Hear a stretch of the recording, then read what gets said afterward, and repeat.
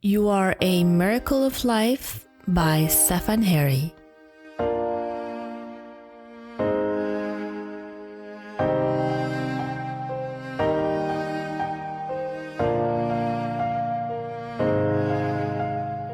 You are a miracle of life.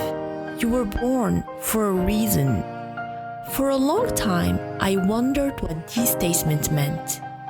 Does it mean that each one of us is gifted with something very special that makes us so unique?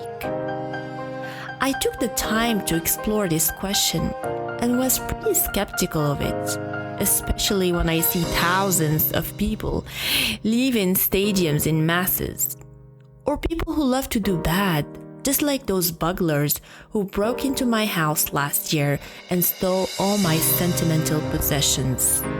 When I think of whether we are special human beings or if we're truly a miracle of life, I think of all these people who didn't make it through life, people who were never born. I also think of my parents, grandparents, great-grandparents, who believe it was their duty to perpetuate life.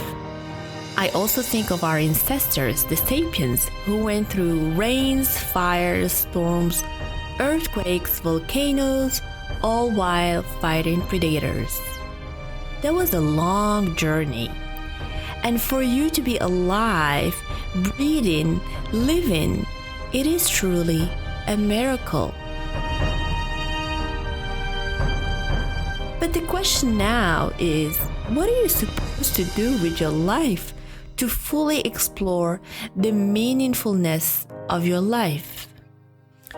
Let's take a look at how most of us divide our days.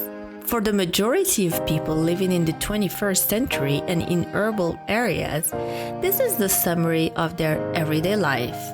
8 hours a day of work or study, 8 hours a day of sleep and rest, 2 hours a day grooming and showering, 2 hours a day cooking and eating, 2 hours a day commuting, 2 hours a day being entertained. These are not exact numbers, but roughly what we all do during the 24-hour window. Today, each of these activities is interrupted by what we call mindless scrolling, this urge to constantly consume information that may or may not be useful and purposeful. While we undoubtedly have become a society of consumption, buying and using fast fashion, buying ready-made meals, etc., we also have become a society of information overconsumption.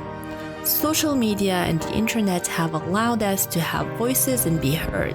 Content is being put out there 24/7 by everybody and anybody, and we feel we have to stay up to date with everything going on in other people's lives. While it is extremely tempting to be and feel lazy, it may not be what would make you feel a miracle in this world. Your ancestors had little available information. The only special gift they could offer was survival of the human race and procreation.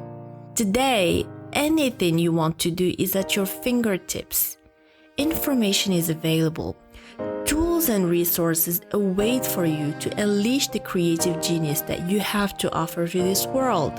This creative genius does not include mindless scrolling or any other distractions that keep you busy for hours without any positive results and outcome afterwards. Let's take, for example, Einstein. I wonder if he would have ever been able to come up with the theory of relativity had he been checking on Facebook notifications all day and scrolling down on Instagram. Or even the creator of Facebook, I wonder how much time he spends on Facebook for personal use, if he does ever. The successful and high performers know what contributes to unleashing their genius and what does not.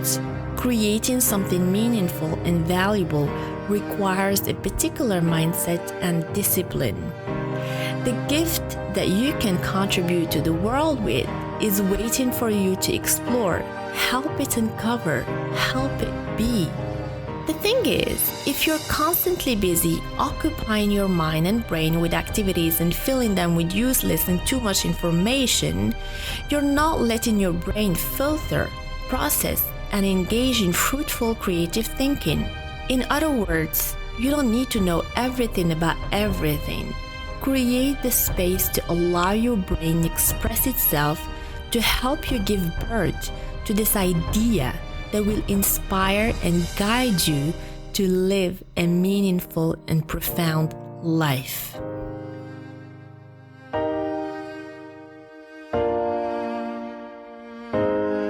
The world is surrounded with ideas. Be willing to be in a place to take notice of the idea when it chooses you and comes to you. Be ready.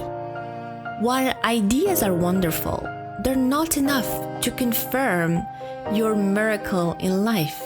Ideas alone are worthless. You cannot put a price tag on them.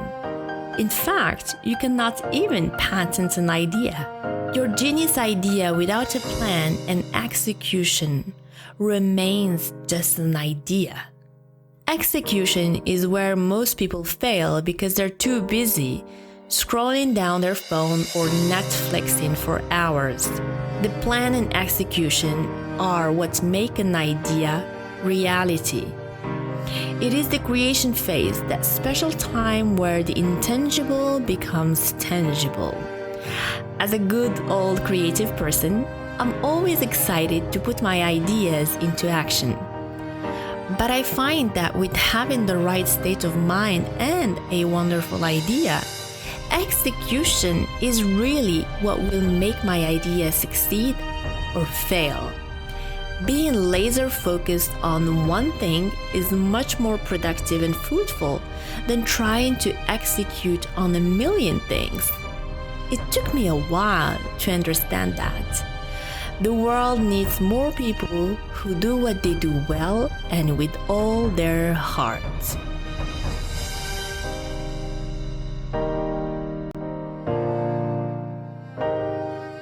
During the execution phase and while you're managing your time, cost, quality, change, risks, and issues, it is a must to be totally in tune with yourself and with your intuition. I'm not a shrink, but after these many years in business, I believe that to do business and be successful, you need to be somehow spiritual, listening to your inner voice and to other unspoken voices, and reaching deep down inside, going beyond the surface. Just like Rumi said, there is a voice that doesn't use words. Listen. The execution phase is undoubtedly a painful phase because most of the time things do not go as planned.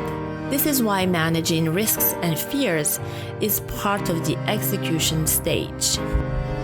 Now that you have a wonderful idea and you are being committed and disciplined in your plan, you think you have it all figured out and that you're set for success. Well, this is another problem of any personal and professional endeavor. Ideas and implementation are worthless when there is one missing piece of the puzzle, and that is consistency and persistence. That is the danger of entrepreneurship in general.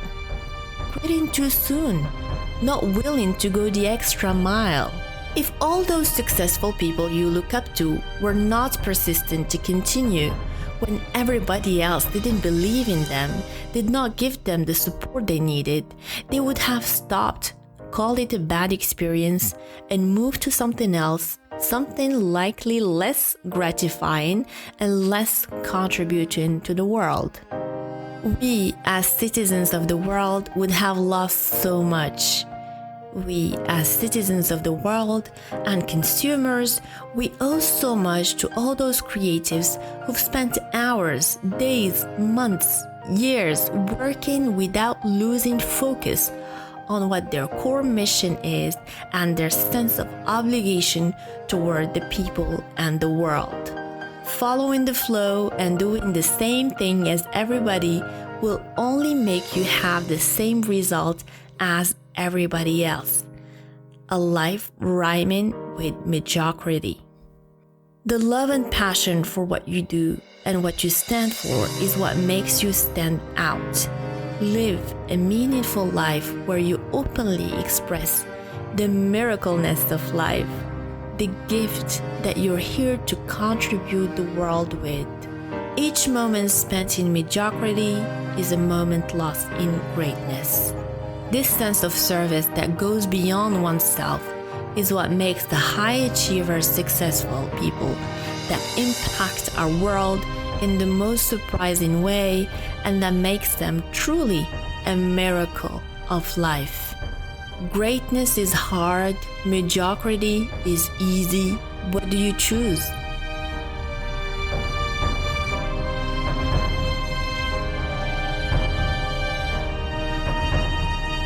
Thank you for listening to this audio. I hope you have enjoyed it.